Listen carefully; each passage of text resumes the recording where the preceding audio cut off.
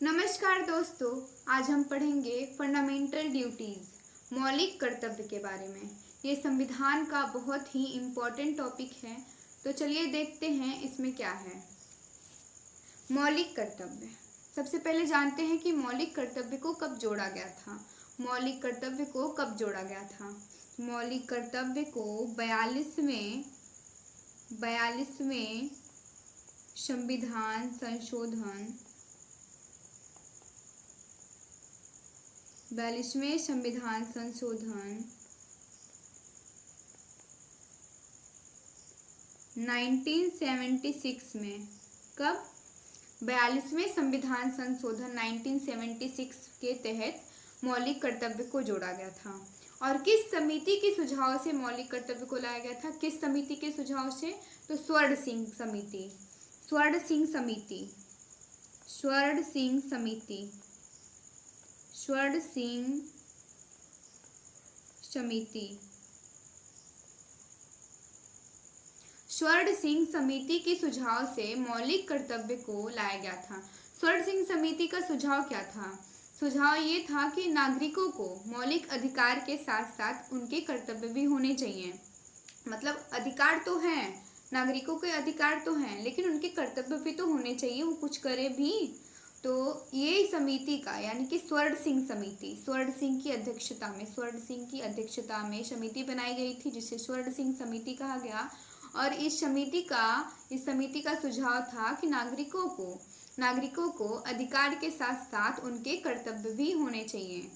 तो ये संविधान 42वें संविधान संशोधन 1976 के तहत क्या मौलिक कर्तव्य को जोड़ा गया था। और किस समिति के तहत? तो स्वर्ण सिंह समिति। किस समिति के तहत? स्वर्ण सिंह समिति के तहत इसे जोड़ा गया था। और जिसका वर्णन अनुच्छेद 51 के ए में है, जिसका वर्णन अनुच्छेद 51 के ए में है। मौलिक कर्तव्य का वर्णन किस अनुच्छेद में किया गया है? अनुच्छेद 51 के ए में, अनुच्छेद 51 के ए में।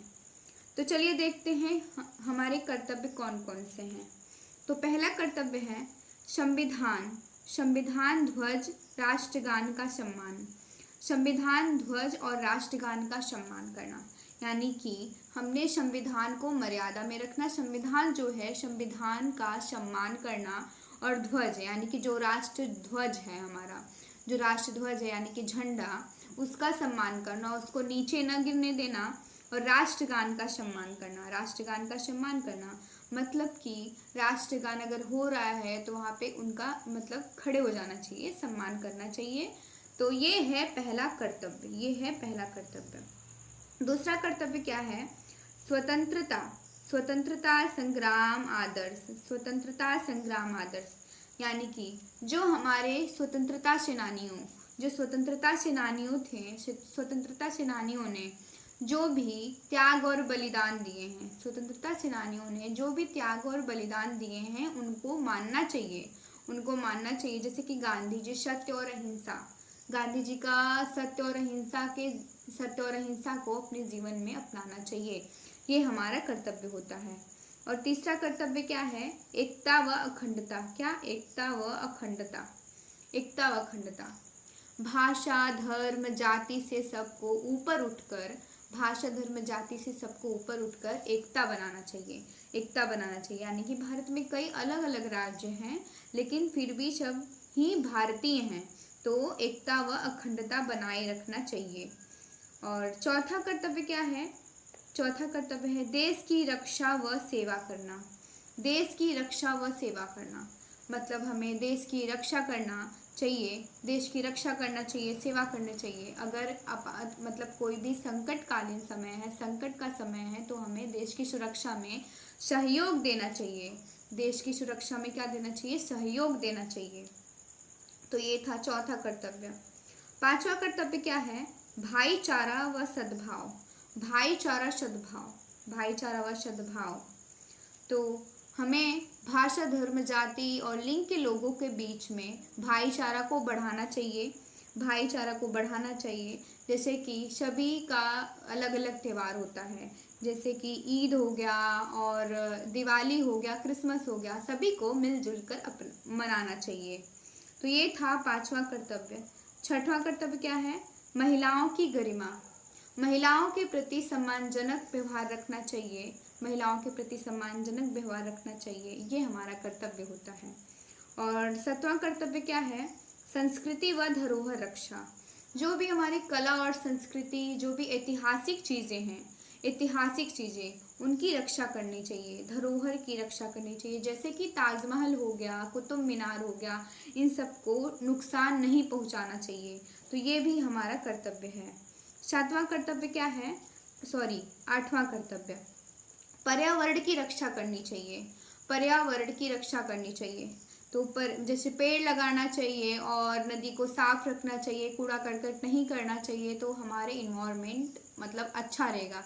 तो हमारा कर्तव्य होता है कि हम अपने इन्वायरमेंट को अच्छा बनाए रखें। अगर नौवां कर्तव्य क्या है? वैज्ञानिक दृष्टिकोण।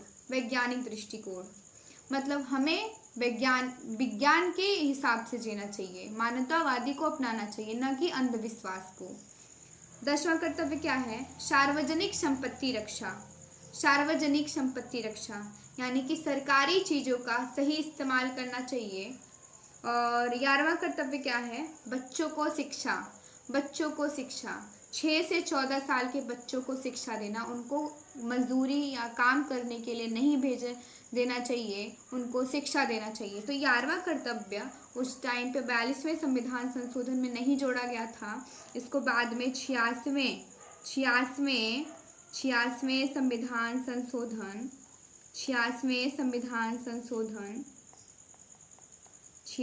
संविधान संशोधन 2002 में जोड़ा गया था। 11वां जो कर्तव्य है, ये 86वें संविधान संशोधन 2002 में जोड़ा गया था, 11वां कर्तव्य। और यही है हमारे 11 मौलिक कर्तव्य। मौलिक कर्तव्य 11 हैं, जो कि 11वां मौलिक कर्तव्य बाद में जोड़ा गया था 86वें संविधान संशोधन 2002 में। तो अब एक बार फिर से रिवीजन कर लेते हैं।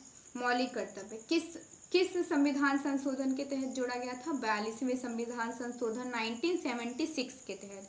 और किस समिति के सुझाव से? स्वर्ण सिंह समिति के सुझाव से। स्वर्ण सिंह समिति के सुझाव से क्या मौलिक कर्तव्य जोड़े गए थे? मौलिक कर्तव्य स्वर्ण सिंह समिति के सुझाव से मौलिक कर्तव्य जोड़ा गया।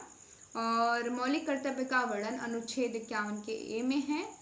और 11वां जो मौलिक कर्तव्य था उसको बाद में 86वें संविधान संशोधन 2002 में जोड़ा गया था। तो ये था हमारा मौलिक कर्तव्य। आई होप आप लोगों को समझ में आया होगा मौलिक कर्तव्य। और ऐसे ही और टॉपिक पर वीडियो को देखने के लिए वीडियो को लाइक करें, सब्सक्राइब करें और कमेंट करें। तब तक पढ़ते रहिए और आगे बढ़ते रहिए।